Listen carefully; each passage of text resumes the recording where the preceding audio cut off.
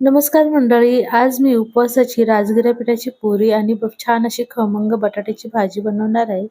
यासाठी राजगिराचं पीठ गरम पाण्यामध्ये मळून घ्यायचं. गरम पाण्यातच मळायचं बरं, नाहीतर काय होईल आपल्याला पुऱ्या लाटता येणार नाही. आणि भाजी करून घ्यायची, यासाठी तूप घालायचं फोडणीला आणि जिरे घालायचे फोडणीमध्ये, हिरवी मिरची घालायची कापून बारीक आणि उकडलेला बटाटा असे तुकडे करून घालायचे किंवा हाताने थोडेसे दाबून घेतले तरी चालेल. आणि मस्त असे खमंग छान लालसर परतून घ्यायचं. त्यावर जाड शेंगदाण्याचा कूट टाकायचा. छान अशी खमंग परतून घ्यायची.